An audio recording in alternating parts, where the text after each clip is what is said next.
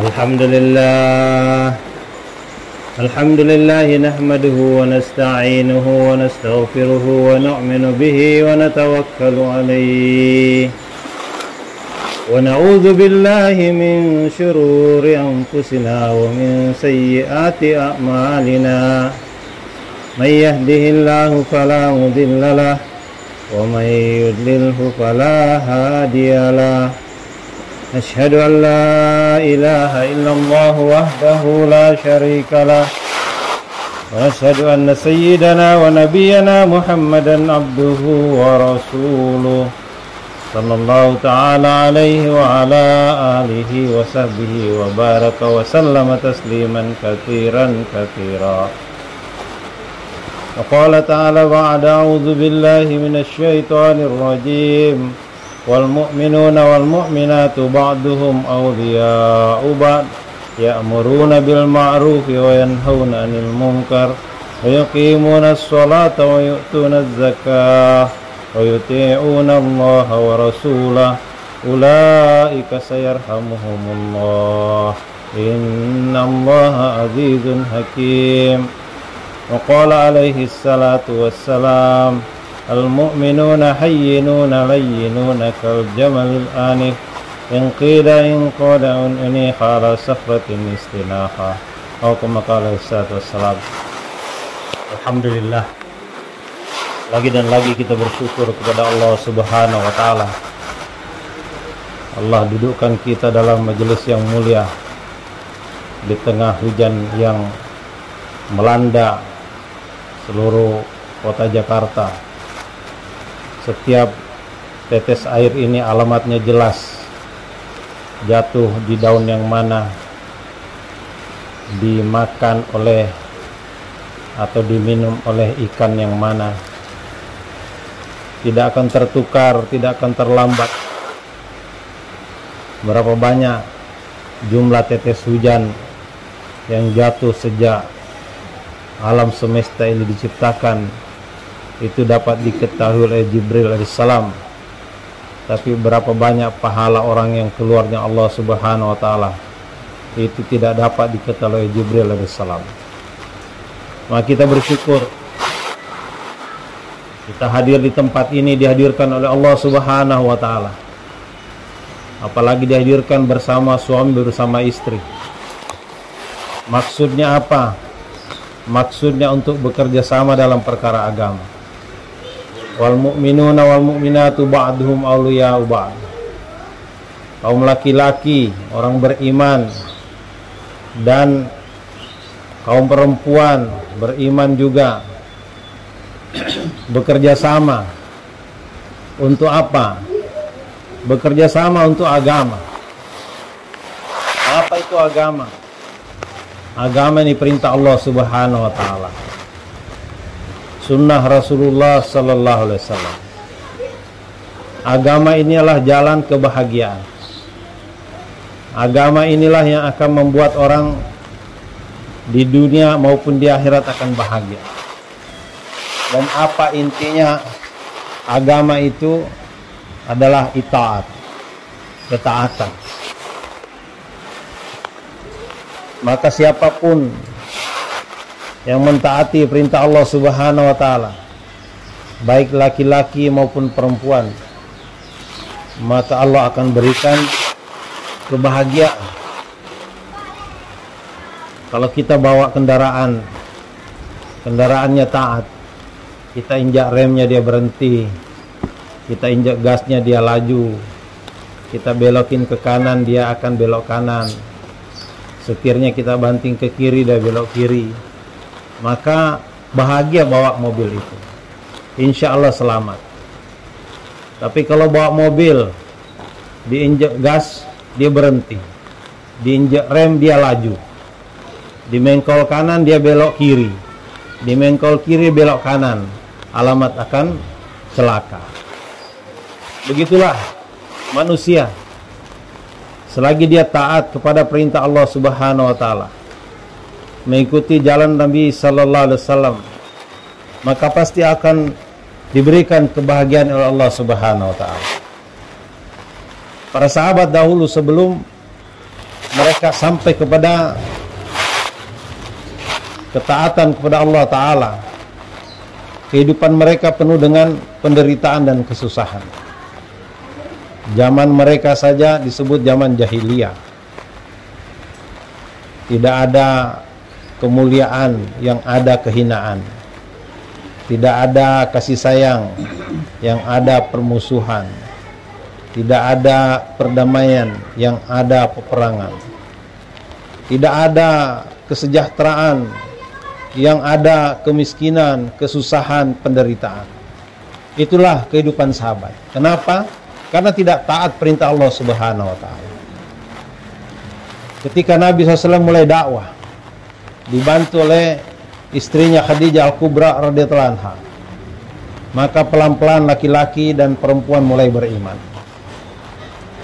Ketika iman mulai masuk, maka paham mereka, kebahagiaan telah datang. Laki-laki dan perempuan mulai masuk dalam Islam. Datanglah Sayyidina Abu Bakar radhiyallahu anhu, datanglah Sayyidina Ali karramallahu wajhah, datanglah orang-orang baru, sampai akhirnya Sayyidina Umar pun juga masuk Islam. Asbab dakwah yang dilakukan oleh adiknya, yakni Fatimah binti Khattab. Fatimah binti Khattab ini adalah taskilan daripada Siti Khadijah Al-Kubra radhiyallahu anha.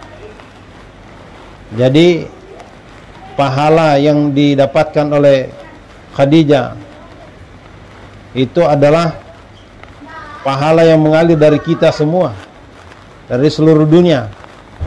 Karena dari Sayyidina Umar lah Islam ini berkembang ke timur, ke barat, utara, selatan, sehingga sampailah agama ini ke Citerep, ke Gunung Sari. Sampailah agama ini dapat diamalkan oleh ibu-ibu, oleh bapak-bapak, sehingga kita bisa hadir di rumah Ustadz Abdul Rahim ini untuk saling ingatkan bahwa kalau ingin bahagia, jalannya hanya jalan taat kepada Allah Subhanahu wa Ta'ala.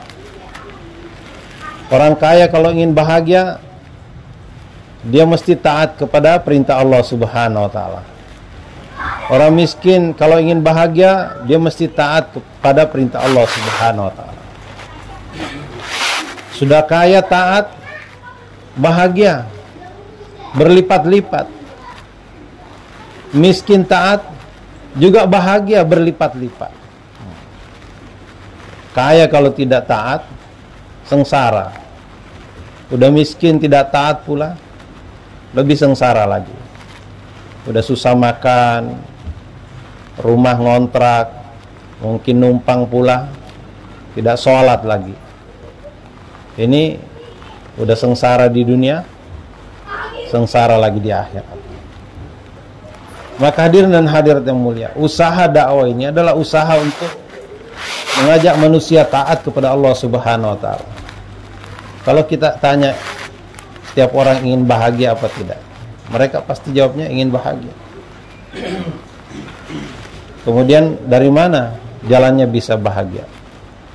Ada orang naik ke gunung, maksudnya supaya bahagia. Ada orang turun ke lembah, maksudnya supaya bahagia. Bahkan ada orang menyelam ke dasar laut, maksudnya supaya bahagia. Ternyata naik ke gunung, turun ke lembah, sampai ke dasar laut, tidak menemukan kebahagiaan. Kami ketemu orang Australia di Pakistan, orang bule, naik sepeda, pakai celana pendek, pakai kaos singlet, wajahnya berdebu, kumisnya panjang, janggutnya panjang, rambut tidak karu-karuan. Ketemu dengan jamaah, kemudian diperiksa dia dari mana, apa yang dia cari. Maka dia katakan, saya ini dari Australia. Dia perlihatkan identitasnya. Ternyata orang kaya. Dia sudah pernah naik pesawat-pesawat tercepat, udah pernah naik kapal-kapal mewah, udah pernah naik kereta-kereta tercepat, termewah, kendaraan-kendaraan yang termewah dia punya. Tapi dia mengatakan, saya tidak menemukan kebahagiaan. Maka jamaah mengatakan, kalau ingin bahagia ikut kami. Kami punya, kami tahu alamat kebahagiaan, dan kami punya kebahagiaan itu. Ini sangat menarik. Orang yang sedang mencari kebahagiaan, udah naik turun gunung, udah keliling dunia, udah naik sepeda motor, sekarang naik sepeda, tapi tidak ketemu kebahagiaan. Sekarang ada orang menawarkan kebahagiaan, maka akhirnya dia ikut. Saya lihat dia datang ke markas pakai sepeda, sepedanya diparkir, tasnya besar, tasnya dibawa masuk ke dalam. Kemudian diberitahu bagaimana caranya supaya mau hidup bahagia. Pertama mandi dulu. Akhirnya dia mandi. Kemudian kamu harus ganti pakaian. Dia ganti pakaian. Kemudian kamu harus rapikan kumis kamu. Nah, dipotong kumisnya. Bahkan karena tidak diawasi, janggutnya juga semua jadi dipotong sampai bersih. Akhirnya yang membawa orang itu mengatakan, terlalu jos kamu, harusnya janggut jangan dipotong, janggut ini sunnah. Ya mau diapain lagi, sudah gundul. Sudah sampai di dalam disyahadatkan. Ikut aja, karena dia ingin bahagia. Apa saja, dia mau katakan apa, dia mau diberikan apa, dia mau kasih makan apa, dia ikut saja. Sampai di dalam, dia disyahadatkan, jadi ditaskil. Ditaskil keluar 14 hari. Kami juga keluar 14 hari di tempat yang berbeda. Pulang.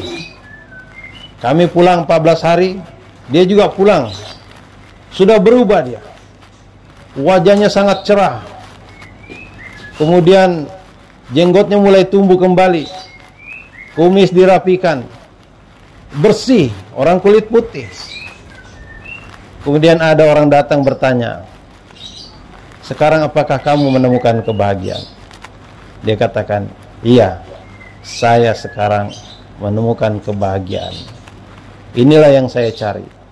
Keliling dunia saya mencarinya. Naik gunung turun lembah saya mencarinya. Tidak ketemu. Tidak ketemu dalam makanan, tidak ketemu dalam pakaian, tidak ketemu dalam mobil mewah, tidak ketemu di dalam rumah yang besar. Ketemunya ternyata di masjid. Iktikaf di masjid. Salat, zikir, baca Quran, berdoa, bersilaturahmi, jumpa umat, bicara kebesaran Allah, dan mentaati perintah Allah. Disitulah datang kebahagiaan. Hati saya sekarang lega.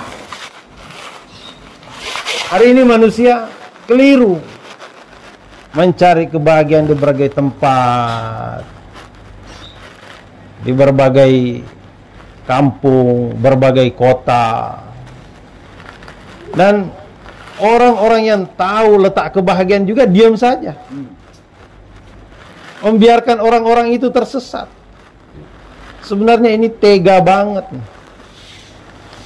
Orang tersesat dibiarin. Beritahu saudara, kebahagiaan itu bukan di dalam bengkel, kebahagiaan itu bukan di dalam hospital, kebahagiaan itu bukan di dalam kebun, kebahagiaan itu dalam amal agama. Kamu naik ke gunung, kamu amalkan agama di gunung, kamu akan bahagia. Kamu turun ke lembah, kamu amalkan agama, kamu akan bahagia. Kamu menyelam ke dasar laut, kamu amalkan agama, kamu akan bahagia. Kamu masuk bengkel, masuk rumah sakit, kamu masuk kebun, kamu amalkan agama di sana, kamu akan bahagia. Agama ini bisa diamalkan di semua tempat, di semua suasana, di semua keadaan. Tapi hari ini orang merasa agama itu adanya di masjid saja. Di luar masjid tidak ada agama. Tidak, hadirnya mulia. Agama ini diberikan Allah Subhanahu wa taala untuk dapat diamalkan di semua tempat, di semua cuaca, di semua musim, di semua keadaan, di semua suasana, di semua pangkat golongan, di semua posisi dan kedudukan. Jenderal amalkan agama akan bahagia, kopral amalkan agama akan bahagia. Tukang sayur amalkan agama akan bahagia, insinyur amalkan agama dia akan bahagia. Profesor amalkan agama akan bahagia, tukang kompresor amalkan agama dia akan bahagia. Siapa saja amal agama dia akan bahagia. Nah sekarang, amal agama itu apa? Amal agama ini sholat. Itulah perkara yang paling penting setelah iman. Sholat inilah yang menjadi alat untuk menyelesaikan semua masalah-masalah. Di zaman Nabi ada satu orang mengadu kepada Rasulullah kesulitan masalah ekonomi. Nabi SAW perintahkan sholat kamu. Nabi bacakan ayat wa'mur ahlaka bis sholah. Perintahkan keluargamu sholat. Mungkin dia sudah sholat. Bagaimana istrinya? Bagaimana anaknya?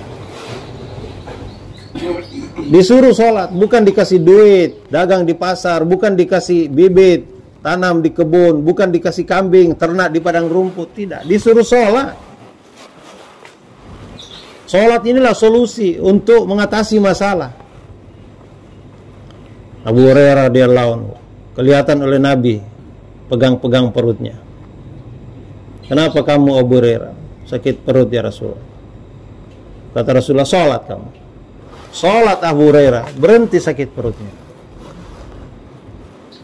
Hari ini ada gak kita ketemu masalah, kemudian yang kita ingat pertama kali itu adalah sholat? Hari ini kita tertipu dengan pandangan mata, dengan penderangan telinga, dengan pengalaman-pengalaman, tertipu kita. Haji Abdul Wahab di Istimewa Tonggi pernah menyampaikan tertib untuk orang sakit. Orang beriman kalau sakit itu ada tertibnya. Yang pertama, sholat 2 rakaat. Ada nggak kita ketika ketemu masalah, ketika sakit, ada nggak kita langsung ingat kepada sholat? Ini pengalaman orang-orang dahulu. Ketika ketemu masalah, sholat. Pak Cecep sering sampaikan, kalau orang ketemu masalah, yang pertama kali diingatnya itu adalah sholat, maka insya Allah dalam waktu dekat, masalahnya akan cepat selesai. Tapi kalau orang ketemu masalah, yang pertama kali diingat adalah duit, maka insya Allah masalahnya akan bertambah, duitnya akan keluar lebih banyak. Itu tertib yang pertama. Kalau orang sakit, sholat. Kemudian yang kedua, sedekah. Inilah langkah yang kedua bagi orang yang sakit. Kemudian yang ketiga, berdoa. Doa minta hidayah, bukan doa minta sembuh. Doa minta sembuh itu kecil. Yang besar tuh minta hidayah. Kalau minta hidayah itu seperti minta mobil. Kalau minta sembuh itu seperti minta pentil. Kalau pentil dikasih, belum tentu mobil tidak akan dapat. Bannya aja belum tentu dapat. Paling ban dalamnya. Tapi kalau dapat mobil, mesti dapat pentilnya. Kalau dapat hidayah, itu walaupun tidak sembuh cukup. Hidayah ini yang penting. Kalau hidayah datang, maka selesai masalah-masalah kita. Di dunia selesai, masalah akhirat selesai. Hidayah ini yang mendatangkan iman. Iman ini mendatangkan amal. Amal ini mendatangkan ridha Allah. Jadi amalan yang ketiga itu adalah doa minta hidayah. Kemudian yang keempat, cari obat yang ada di dalam Quran dan Sunnah. Dalam Quran ada madu, dalam Sunnah ada kalonji, ada habbatus sauda. Sunnah. Kemudian yang kelima, baru datang ke dokter, tabib. Hari ini orang terbalik. Kalau sakit, yang pertama kali diingat tuh dokter atau obat. Lama-lama tuh baru sedekah, terakhir baru sholat. Inilah yang membuat masalah kita bertambah dalam kehidupan ini. Ini ajaran masyayikh. Maka kita harus menggunakan sholat ini sebagai alat untuk menyelesaikan semua masalah-masalah kita. Di dalam surat Az-Zariyat itu Allah menyebutkan, "Wa fis sama'i rizqukum." Di langit diletakkan rizki kamu.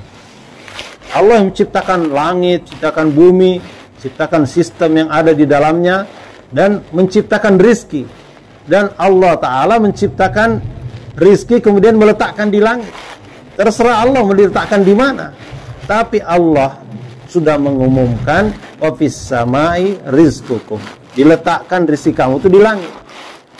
Hari ini yang membuat kita susah karena barang itu ditaruh di langit, kita sibuk mencarinya di bumi. Barang itu ada di atas, kita bertungkus lumus mencarinya di bawah. Jadi letih.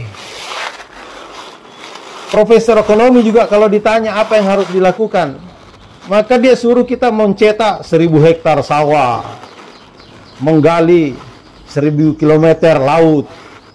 Bagaimana itu adanya di bumi, sedangkan rezeki itu ditaruh di langit. Beruntung kita ini diberi Allah Ta'ala kendaraan untuk naik ke langit, diberikan tangga untuk naik ke langit, eskalator untuk naik ke langit, lift untuk naik ke langit, roket untuk naik ke langit, namanya sholat. As-sholatu mi'rajul mu'minin. Sholat ini mi'rajnya orang beriman. Sholat ini zahirnya mencium bumi, tapi hakikatnya berjalan-jalan di atas arasy. Itulah sebabnya orang-orang dahulu kalau dia sujud itu lama, karena banyak persoalannya, dia ngobrol dengan Allah Subhanahu wa Ta'ala. Selesai masalah-masalah mereka. Kampung demi kampung terbuka, kota demi kota terbuka, negara demi negara terbuka, benua demi benua terbuka. Asbab sholat mereka. Sholat mereka ini menyelesaikan masalah-masalah dan membuka khazanah Allah Subhanahu wa Ta'ala. Satu pasang suami istri berada di gurun pasir. Dia tidak tahu akan kedatangan tamu. Waktu itu bulan haji. Sayyidina Hasan, Sayyidina Husain, Abdullah bin Ja'far radhiyallahu anhu, mereka berangkat haji. Jadi mereka pergi haji dulu tidak pakai pesawat, tidak pakai kereta api. Sekarang ada kereta cepat 300 km per jam. Subhanallah. Hanya 3 jam tuh dari Madinah sampai ke Mekah. Nggak sampai lagi 3 jam. Mereka naik unta. Dan naik unta itu membawa perbekalan dengan unta yang lain. Unta yang sudah biasa, yang sudah tahu jalan, sudah sering dibawa untuk safar Makkah Madinah. Maka mereka pun berjalan. Sayyidina Hasan, Sayyidina Husain, Sayyidina Abdullah bin Ja'far itu berjalan bertiga, 4 dengan unta perbekalan. Ternyata di dalam perjalanan unta perbekalan mereka telah pergi duluan. Unta itu begitu, kalau sudah tahu jalan dia tidak perlu disuruh-suruh lagi dan tidak diikat. Dia salah paham, dia tidak ikut kepada majikan. Dia sok tahu nih, jalan sendiri dia. Nah di belakang mereka kelaparan, kehabisan perbekalan, mau makan, makanannya ada di unta itu. Akhirnya mereka bermusyawarah, apa yang harus kita lakukan? Nah, kita harus cari rumah mungkin yang dapat memberikan kita air ataupun makanan. Mereka pun mencari di tengah gurun Sahara. Belum ada Sherlock waktu itu, nggak bisa mencarinya pakai GPS. Mereka berjalan begitu saja. Tiba-tiba dari kejauhan nampak ada asap mengepul. Maka mereka pun datang mendekat. Maka ketika dia datang, ada satu orang nenek sedang memasak sekedar keperluannya sendiri, berdua dengan suaminya. Suaminya lagi tidak ada, pergi mencari rumput. Mencari rumput di padang pasir ini bukan mudah, jauh. Maka dia ucap salam kepada penghuni rumah. Penghuni rumah pun menjawab salamnya. Mereka bertanya, "Wahai ibu, apakah engkau memiliki makanan? Kami ini musafir. Kami ini Banu Hashim. Kami dalam perjalanan haji menuju Mekah. Tapi unta perbekalan kami telah pergi." Wah, ini nenek ini punya makanan hanya untuk dia dan suaminya. Itu pun juga tidak memadai. Tapi dia menerima dengan baik tamu-tamu ini. Jadi memiliki sifat menolong. Itu tidak harus kaya dulu, tidak harus punya harta yang melimpah dulu. Betul. Ini nenek tidak punya apa-apa. Tapi dia mengatakan, "Turunlah. Saya ada 1 ekor kambing di belakang. Kamu perah. Susunya kamu minum. Dan kalau kamu lapar, kamu sembelih, saya akan masak buat kamu." Betapa gembiranya ketiga orang ini. Mereka memerah susu kambing, meminum. Kemudian karena lapar juga, akhirnya mereka memotong juga kambing itu. Kemudian dimasakkan oleh nenek. Selesai masak, kemudian makan. Mereka pun pamit. Sebelum pergi mereka mengatakan, "Wahai nek, kalau nenek nanti pergi ke Madinah, kamu carilah kami. Mudah-mudahan kami bisa membalas kebaikan kamu." Nenek itu diam saja, tidak mengerti apa yang diucapkan oleh ketiga anak muda ini. Tamu itu pun pergi, meneruskan perjalanan dalam keadaan perut sudah kenyang. Tidak lama kemudian suaminya datang membawa rumput, tidak seberapa. Susah mencari rumput di padang pasir. Biasanya ketika dia pulang, itu kambingnya sudah menghentak-hentak kandang. Sudah tahu bahwa majikannya akan datang membawa makanan buat dia. Tapi kali ini kok sepi. Tidak ada hentakan-hentakan kambing.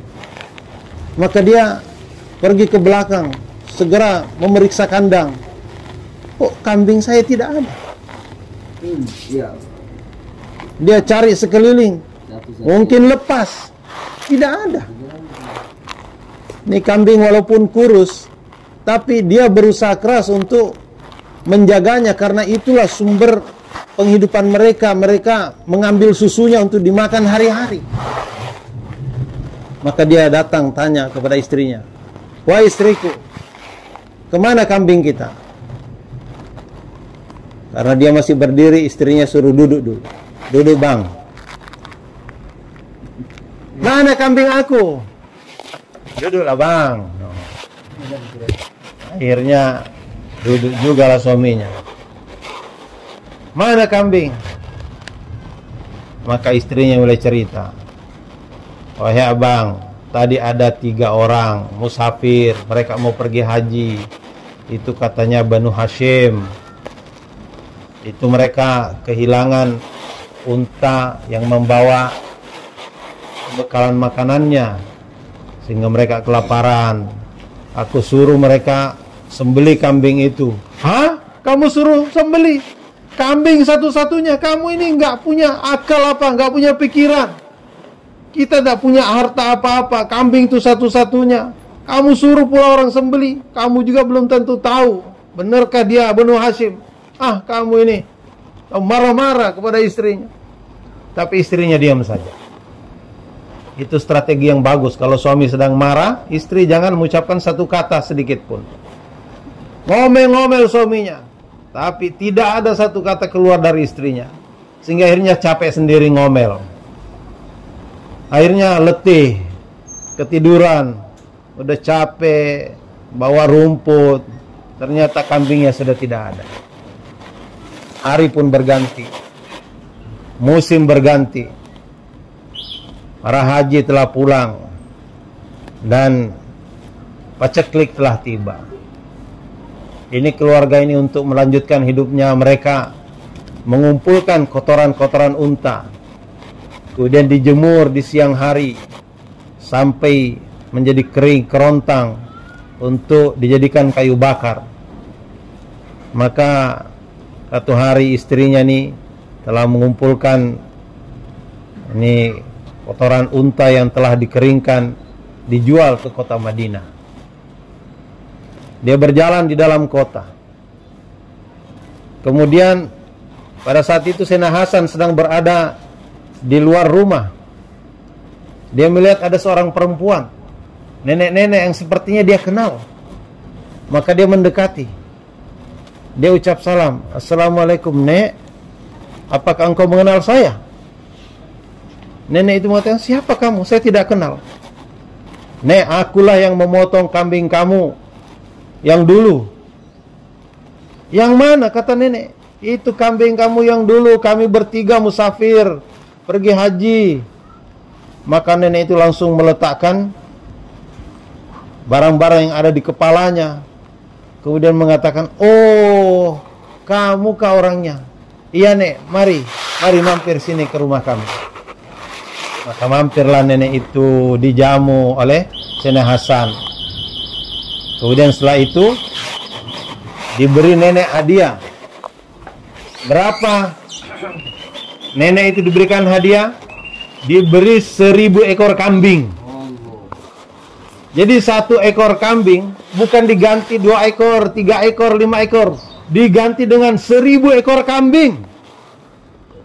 Nenek itu kaget. "Masya Allah, kamu ganti kambing saya yang kurus dengan 1000 ekor?" "Iya, Nek. Ini adalah ganti dari kambing nenek karena kebaikan nenek. Ini terimalah pemberian saya." Maka nenek itu pun terima. Kemudian ini ada lagi, Nek, tambahan. "Apa itu?" "Ini ada uang 1000 dinar. Itu 1 dinar itu sama dengan 4 juta. 4 juta kali 1000 sama dengan 4 miliar. Orang-orang dahulu kalau memberi itu bukan 100.000, 200.000, 1 juta, 2 juta, miliaran. Nenek ini dikasih kambing 1000 ekor, dikasih duit 4 miliar. Mungkin kalau nenek dari Gunung Sari mungkin pingsan menerima itu. Tapi ini nenek biasa saja. Ini orang sudah terlatih imannya. Dakwah telah sampai ke tempat dia, sehingga bagi dia ini harta sebanyak itu biasa saja. Dia terima. Kemudian Sayyidina Hasan menyuruh khodimnya, "Antar nenek ini ke rumah adik saya." Maka diantar ke rumah Sayyidina Husain. Sayyidina Husain kaget menerima nenek itu. "Oh, nenek, Masya Allah, baik sekali kamu datang." "Iya, ini Allah telah menghantarkan saya kemari." "Ah, kamu datang dari kakak saya. Kakak saya kasih apa kepada nenek?" "Ini aku dikasih kambing 1000 ekor dan aku dikasih uang 1000 dinar." Maka kata Sayyidina Husain, "Aku juga memberi nenek kambing 1000 ekor dan uang 1000 dinar, 4 miliar. Jadi nenek sekarang punya kambing 2000 ekor dan duit 8 miliar. Masya Allah. Kemudian kata Sayyidina Husain, "Antar ke rumah sepupu aku, Abdullah bin Ja'far." Dihantar ke rumah Abdullah bin Ja'far. Betapa gembiranya Abdullah bin Ja'far. Kata Abdullah bin Ja'far, "Wahai nenek, kalau tidak takut melebihi saudara-saudaraku, aku akan memberikan nenek lebih banyak. tapi nggak enak kalau terlalu berlebihan melewati saudara sepupuku. Maka aku kasih nenek 2.000 ekor kambing dan 2.000 dinar. Jadi sekarang nenek punya 4.000 ekor kambing dan duit 16 miliar. Itu duit 16 miliar dibawa pulang nenek, tidak pakai mobil pengangkut. Duit itu yang dikawal dengan sirene, dikawal dengan polisi, tentara, satpam, tidak. Nenek naruh duit itu di gembolannya aja. Kemudian menggiring 4.000 ekor kambingnya. Dan kambing-kambing terdahulu itu beda dengan sekarang. Kalau kambing yang sekarang kita harus di belakangnya menggiring ke depan, tidak. Kambing-kambing dahulu itu kalau sudah kenal kepada majikannya, dia akan ikut. Maka nenek itu berjalan di depan, kemudian diikuti 4.000 ekor kambing di belakangnya. Itu pulang ke kampungnya, padang pasir yang kering kerontang itu berdebu, Masya Allah. Kemudian suaminya lagi tiduran di depan, di bawah pohon kurma, di atas dipan. Dia mendengar bumi ini gemuruh, dikira ada gempa. Maka dia bangun, dia lihat, itu mengepul, berdebu padang pasir. Tapi aneh, di depan debu itu ada seperti perempuan yang dia kenal. Siapakah perempuan itu berjalan di depan ribuan ekor kambing? Maka sedikit demi sedikit mendekatlah perempuan ini. Dia lihat, ternyata istriku. Ya Allah, kenapa istriku bawa kambing begitu banyak? Maka datanglah istrinya. Mungkin kalau istrinya orang Citerok, itu gembolan yang berisi 16 miliar itu mungkin dibanting depan suaminya. Ini duit. Sekarang Allah kirimkan gantinya 4.000 ekor kambing dan 16 miliar ini, 4.000 dinar ini. Mau pingsan juga suaminya mendengar itu. Tapi begitulah hadirin dan hadirat yang mulia, orang-orang terdahulu, karena imannya begitu mantap, imannya begitu dahsyat. Mereka sholatnya menyelesaikan masalah, puasanya menyelesaikan masalah, zikirnya menyelesaikan masalah. Maka dalam waktu dekat, sebentar saja kalau Allah sudah berkehendak, berubah kehidupan manusia.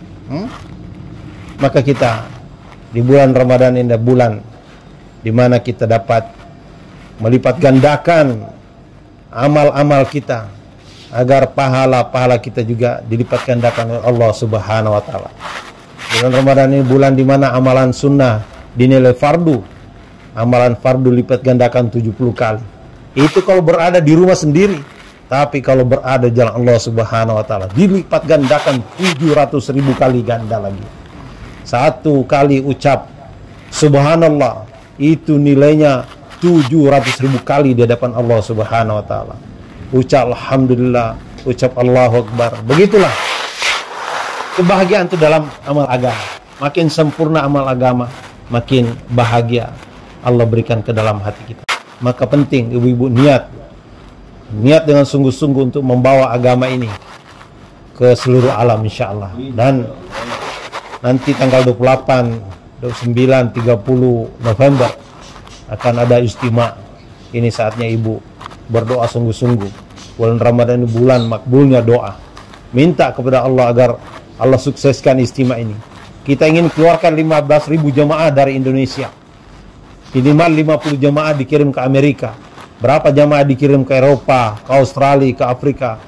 Silakan ditaskil ibu-ibu yang ada di dalam, yang belum pernah keluar diajak keluar, yang sudah pernah 3 hari diajak 10 hari, atau diajak 40 hari, diajak ke India, Pakistan, Bangladesh untuk belajar latihan. Setelah itu bergerak ke seluruh dunia insyaallah. Silakan taskil.